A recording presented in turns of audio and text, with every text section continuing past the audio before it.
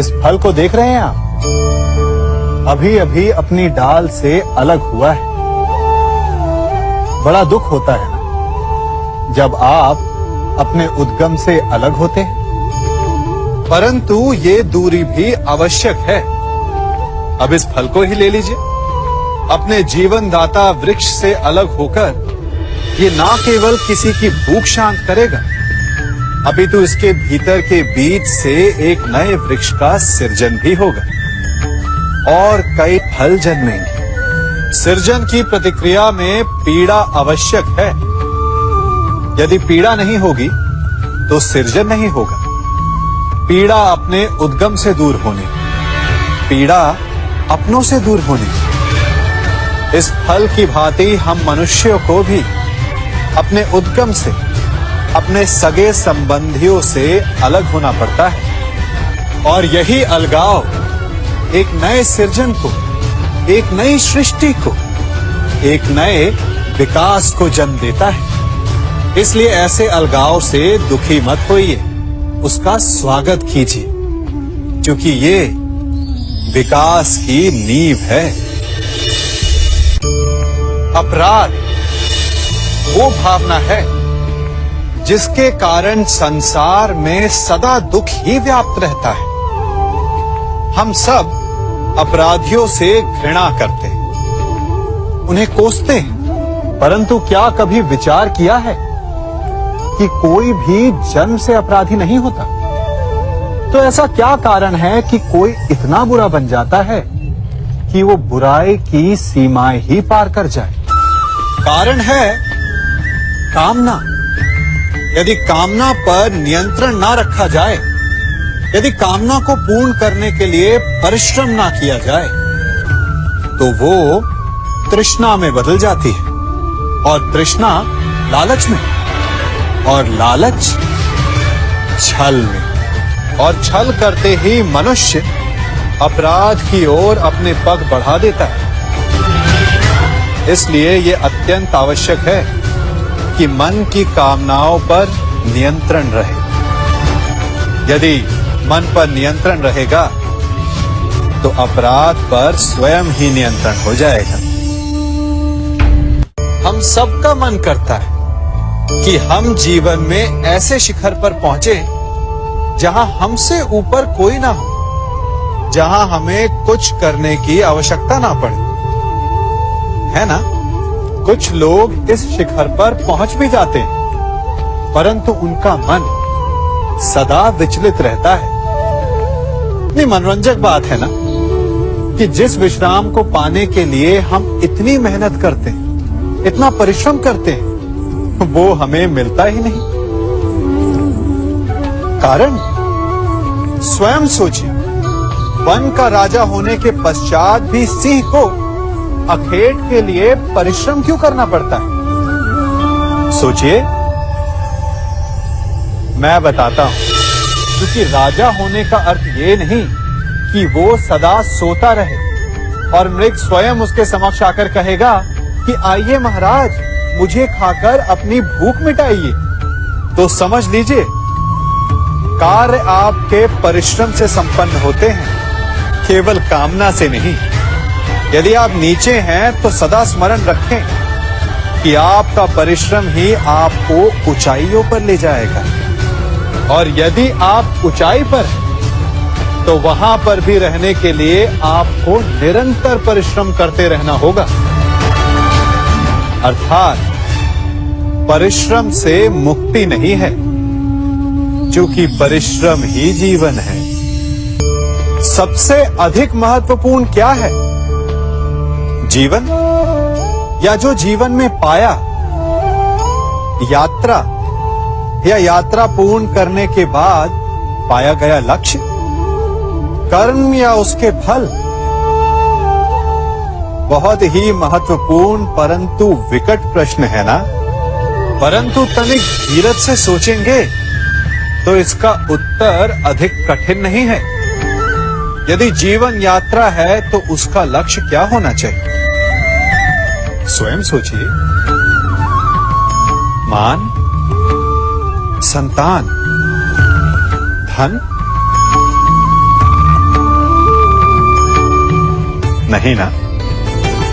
अंतिम लक्ष्य है परम आनंद, और ये अचानक से नहीं मिलता।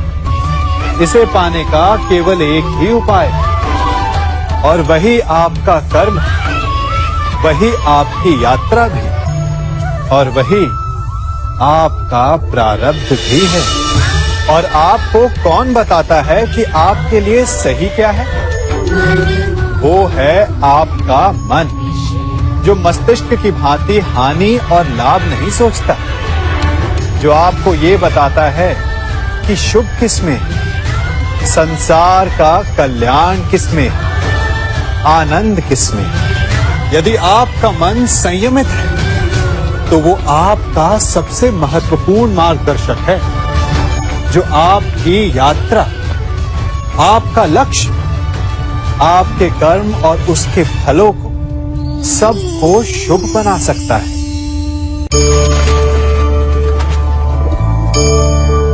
इन पक्षियों को देख रहे हैं आप? इनका उड़ना वायु में इतना संतुलन मुक्त कर देता है ना?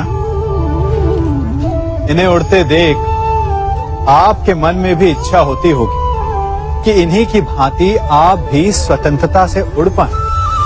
ईर्ष्या होती है ना, जब आप इन्हें खुले आकाश में ऐसे विचरण करते देखते हैं। पर कभी सोचा है इस उड़ान को, इस स्वतंत्रता को पाने के लिए कितना परिश्रम, कितना अभ्यास किया होगा इन्होंने? आकाश में उड़ने से पूर्व धरती पर कितना गहन परिश्रम किया होगा इन्होंने। इनके माता पिता ने पहली बार जब इन्हें पंख फड़फड़ाने को उकसाया होगा तो कितनी बार गिरे होंगे। पहली बार वायु में उड़ते समय कितना भय लगा होगा इन्हें।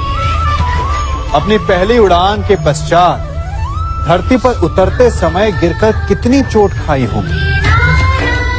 इस उड़ान का, इस स्वतंत्रता का ये मूल है। यदि आप ये दे सकते हैं तो अवश्य आप भी इस स्वतंत्रता को पा सकते हैं। इन पक्षियों की भांति ही अपने चारों ओर जब भी आप किसी सफल मनुष्य को देखें तो उससे ईर्ष्या ना करें, उसके परिश्रम और पीड़ा को समझने का प्रयास करें जो उसने यहां तक पहुंचने में पाई है। प्रेरणा लें, प्रयास करें और स्वयं भी सफल हो जाएं। कभी वन में सिंह को अखेट करते देखा है? हमें लगता है कि सिंह तेजस्वी है, बलशाली है, तीव्र है, इसलिए वो अखेट कर पाता है। परंतु इस अखेट के दूसरे पक्ष को भी देखने का प्रयास कीजिए।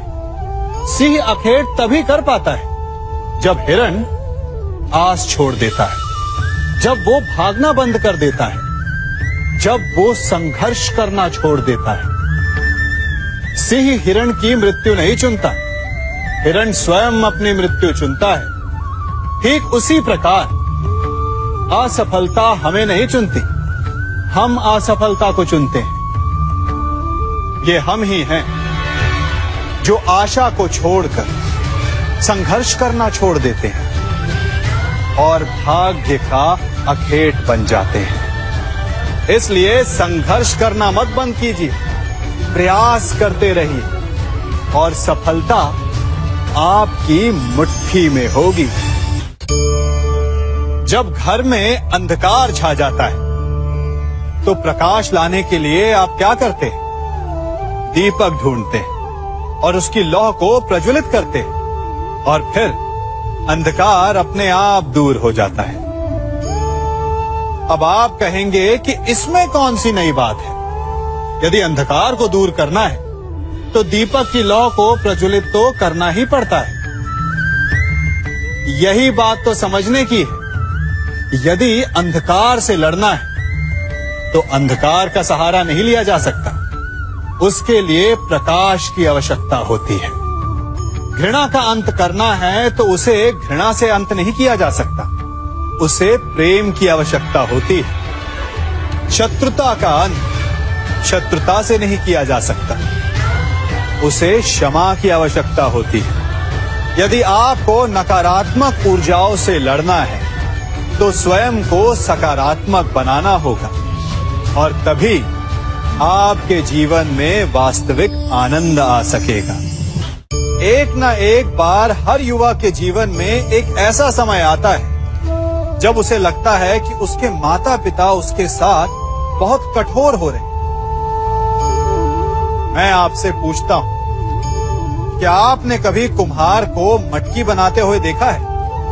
वो गीली माटी से मटके को चाक पर आकार देता है और वास्तविक आकार वो मटकी को तब देता है जब वो लकड़ी के संभल से मटके को बाहर से पीटता है। हम सभी उस कुम्हार को मटके को पीटते हुए देखते हैं, परंतु उस कुम्हार के उस हाथ को नहीं देखते जो मटके को भीतर से बाहर की मार से सहारा दे रहा है।